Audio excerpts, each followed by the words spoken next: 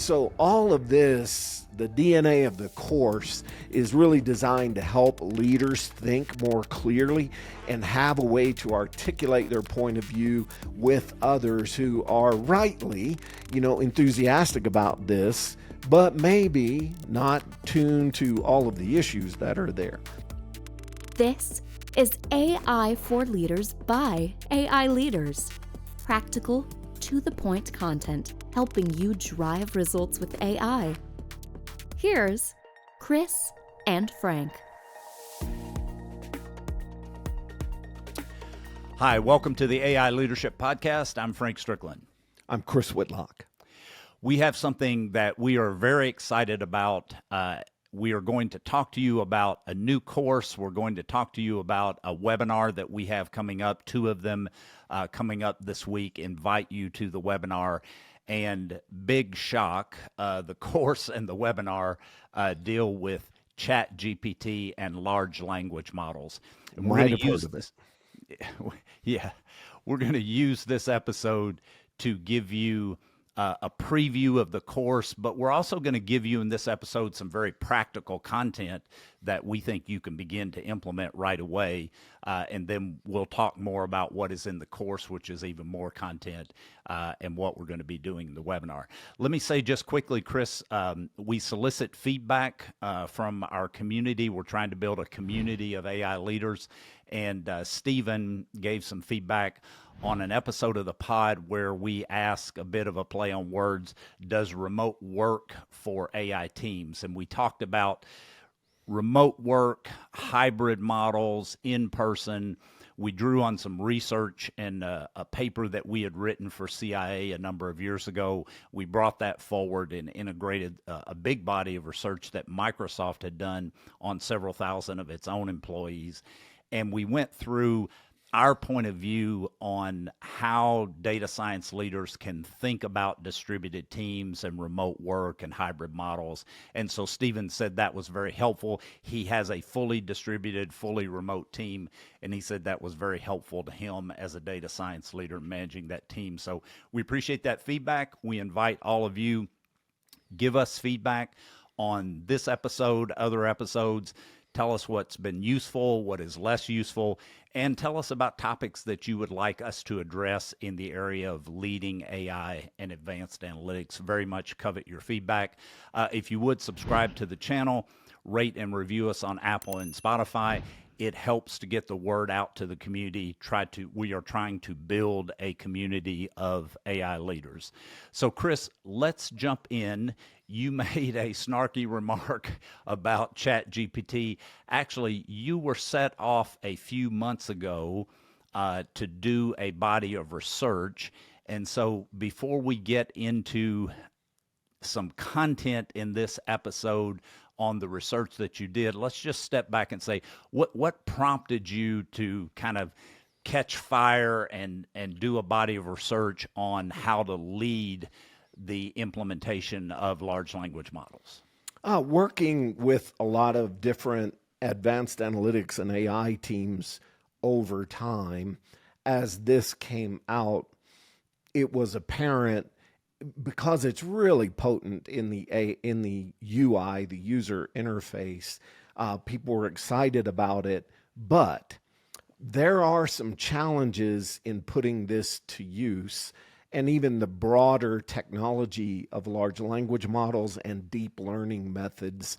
And yeah, as I was listening to people talk in meetings and different fora, it just became apparent it would be really helpful to document some of these facets, help people think about them more clearly, especially for leaders.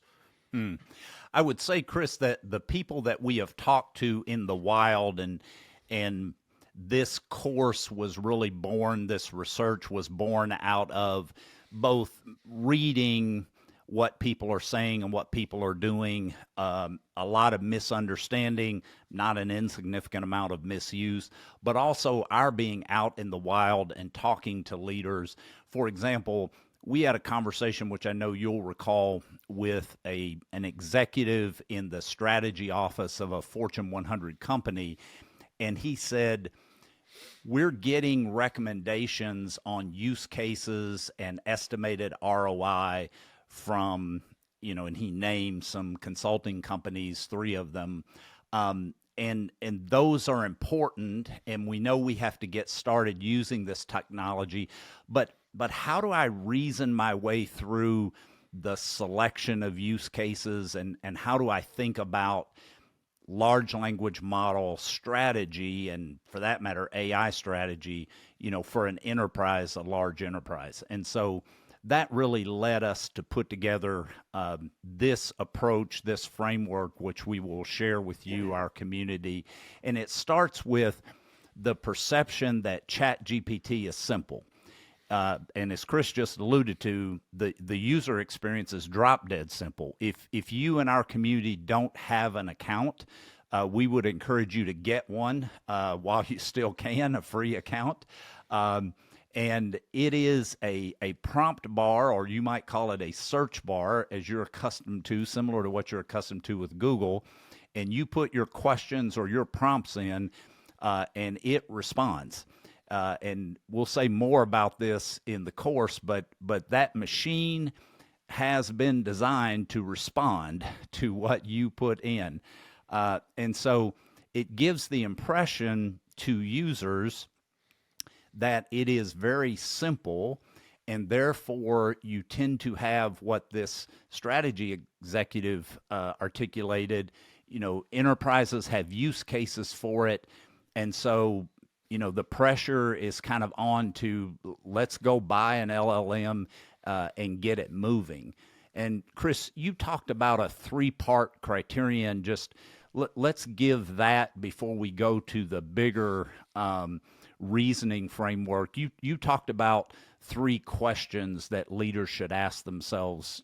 Talk about that, if you would, please. Well, I think this, the great thing about this capability area is it's created a lot of buzz on AI. But when you look at your mission problems you have today where performance is off, one of the first questions is, can AI or affiliated machine learning techniques help improve performance?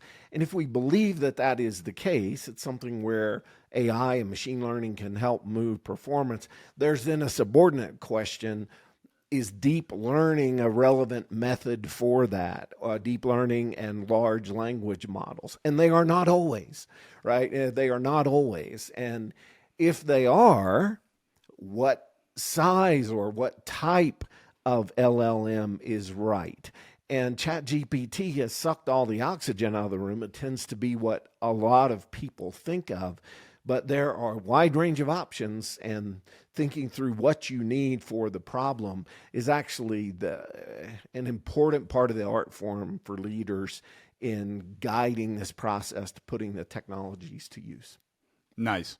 So instead of the perception that ChatGPT, and it has been conflated, and I'm sure in our community, you all listen to podcast, you read, you see people on streaming channels that are talking about ChatGPT. It's getting conflated with all of AI implicitly or explicitly. ChatGPT and LLMs, that is the totality. It's synonymous with AI. So the perception becomes that that's all simple. We would talk to you and encourage you to talk with the networks in your organization where you work and where you build and deploy solutions. The reality is that AI is varied and complex. And in the variety, there is a lot of ambiguity, and we go through this in the course, but Chris just alluded to it. Just your mission problems, especially in a large enterprise, and a large enterprise could be an Air Force squadron. It could be one engineering department in one line of business in a manufacturing corporation. There are lots of mission tasks or business tasks in an organization of those sizes, and there's going to be ambiguity about performance. And so that leads itself to the need to perform analysis and understand answers to Chris's question. Where in the mission performance do we need to get lift? Where do we need to improve? And then in the complexity, in answering his questions, is the improvement suited to AI, or better stated, is AI suited to improving this performance, giving performance a lift? And if so, does that lend itself to deep learning or one of the other wide range of other AI techniques? And we go through this in the course. And even within large language models, it's not a model or a model type. And so you need expertise in order to cut through that complexity and develop a set of programs and projects. So what we would suggest is you don't need to rush out necessarily and buy an LLM for a use case. The portfolio approach, especially for a large enterprise, is ultimately what you're going to be looking for, because you have a variety of problems and there are going to be a variety of approaches, therefore, that is suited to that. Well, to put the portfolio approach together, as Chris started with, you start with your mission problems and understanding where you have performance needs in those mission problems or in business problems. And that's going to frame a set of choices for you. And you're going to frame those choices and you're going to choose among them, make decisions based on knowledge. And so that knowledge or lack thereof on this tech, large language models, LLM tech, that caused us, along with seeing the misunderstandings and the misuse, that drove us to create a course. And so we want to now give you a thumbnail of what is in that course. And so, Chris, go through these elements to give people sort of an overview of the richness of the course that we've created. Sure. So I think the first part on the left is arming leaders and participants in this community with ways to think about LLMs. And, a simple message here is it's much bigger than consumer use of LLMs as you would experience with Google Bard or ChatGPT, et cetera. We articulate 3 roles that you can put an LLM into, 4 functions that they can do. They're not all the same in the nature of the work that they can perform. There are 5 implementation paths. And Frank, while you were mentioning buy an LLM, we actually implement these technologies. They're available in different venues or formats. And the task for organizations is to implement them. That may include some purchasing activity, but we outline 5 implementation paths. And when you're doing that, in any one of these 4 functional areas, there are 6 task types that you can ask a large language model and this deep learning approach to address. And they have varied risk. They're not all equally risky. And so we arm you with ways to think about that. Now, in the center, one of the key issues is actually evaluating the output and understanding the output. And it's a vulnerability area for organizations. And it's something you should not underestimate. We give you 4 attributes to look at when you are evaluating LLMs in the testing process. And then we explain the linkage to the 3 drivers on that quality output. And if you get your head wrapped effectively around that, and then those factors to the left here, 3, 4, 5, 6, we would argue that really equips people well then to grapple with the 4 big conceptual design issues that you need to think about when tackling any individual problem. Those 4 are also pertinent in crafting a larger strategy.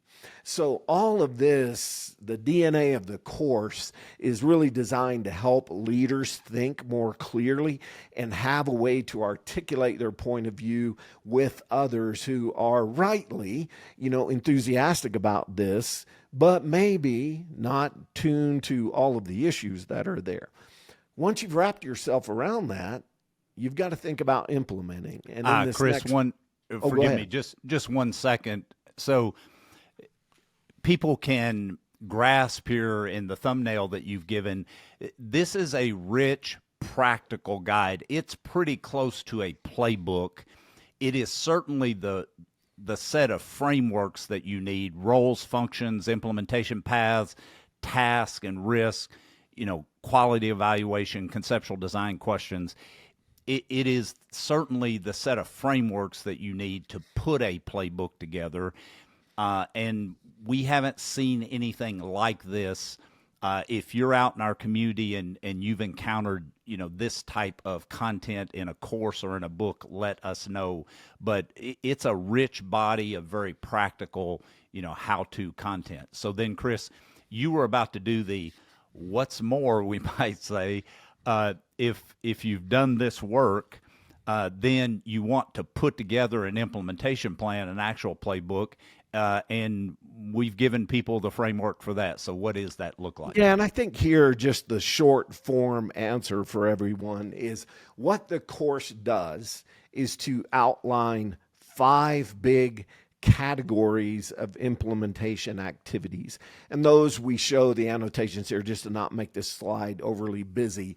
There are some activities that every project has to do in this space to sell and initiate, and they really create a foundation for success.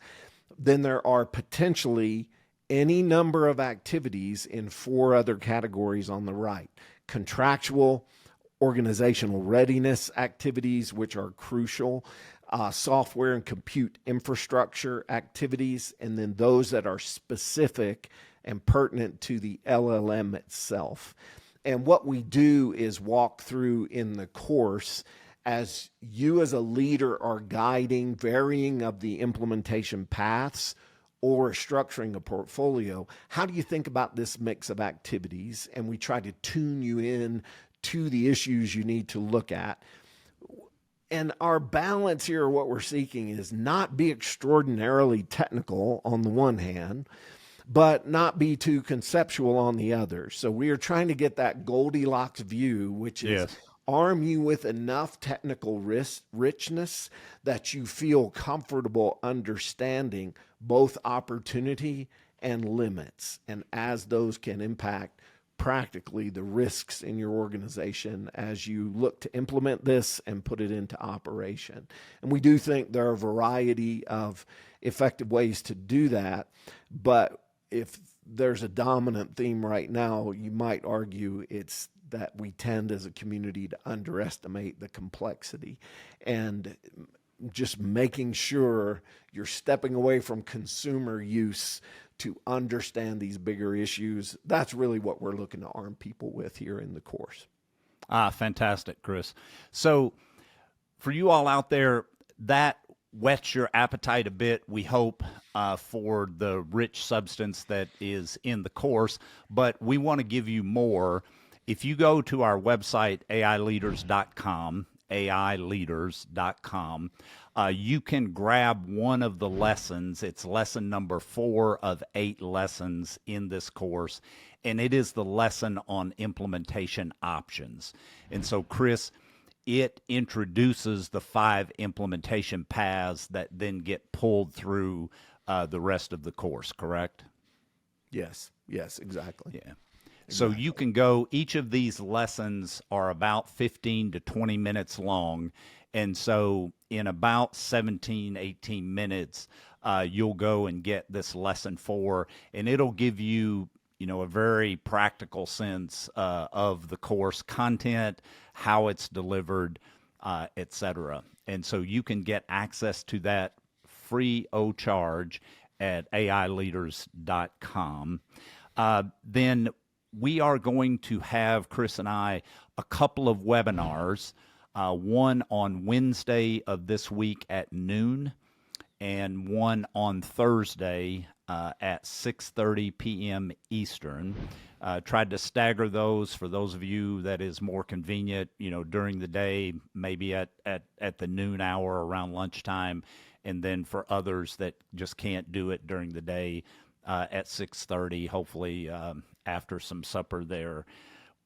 We will host a couple of webinars for about 60 minutes, and we're going to go through some of this content, and we're going to go beyond even what is in the course content to, again, give you some very practical information that you can begin to apply in your interaction with solutions designers, developers, or if you're a solutions designer and developer interacting with mission and business people to make these choices, do the conceptual design, detailed design, technical selection. We're going to give you some very practical information in those webinars. We will present that information, but we'll also take your questions during those webinars. So the sign up two thoughts there, Frank, for people who may wonder kind of what you might get if you walk away with this. Freedom isn't free. Neither are LLMs. And we'll unpack a little bit about cost in that, right? I think the other thing as a principle is some perspective on wrapping LLMs in other capability. And we'll give you some insights into some innovative things that are there that can help both solve problems, but also illustrate challenges with the LLMs in a really practical way. Cool. So we'll put the links to register for one of those two webinars in the show notes. You can also go to our social channels, LinkedIn, Instagram, Twitter, AI Leaders, and find those registration links. Please register and also share this with colleagues. Again, generally speaking, in the YouTuber space, people will talk about developing a following or developing an audience. Chris and I aren't being cute with the word because, as you can tell, if you've looked at pictures or looked at us on YouTube, we have no possibility of being cute ever.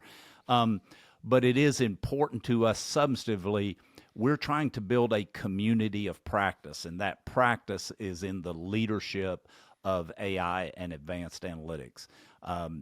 We America, both for purposes of GDP and purposes of national security, we need tens, if not hundreds of thousands for the larger GDP, qualified leaders equipped to leverage this tech. And Chris, that prompts a real quick footnote question, but an important one. Our previous courses and work have tended to be very focused on national security. Is this course tuned for national security leaders, or what audience is this course applicable to? No, I think people will find this is pretty eclectic in industry examples and pertinence. This is pretty eclectic on that score, but relevant in the same way, I think, to many of them. It's not general. We're illustrating principles, but using insights and examples from a number of industries. Yeah, so very applied and practical. And we would say, if you're in manufacturing, if you're in consumer packaged goods, if you're in technology, media, and entertainment, or if you're at CIA, DOD, Center for Disease Control, Internal Revenue Service, et cetera, whether you're in commercial industries or you're in the government, federal, state, local, you can find value in this course. So the registration for the seminar will be there in the show notes. Again, you can get access to that free lesson at aileaders.com. And so we hope that this pod provided you with some practical info on reasoning your way through a portfolio of choices, or at least beginning to reason your way through that, whets your appetite for the course, and then we'll look forward to seeing you in one of the two webinars. Give us your feedback on this episode. As we said in the beginning, please subscribe, please rate and review. It helps to build the community. We are going to do a series of podcast episodes coming up on coaching AI practitioners. And so stay tuned for that. If you have questions or if you have best practices, if you have worst practices in coaching practitioners, go to our site, hit the contact us button, and give us feedback, and we will incorporate that into these upcoming episodes on coaching AI practitioners. So for that, thank you for tuning in to the AI Leadership Podcast. We appreciate you. Indeed.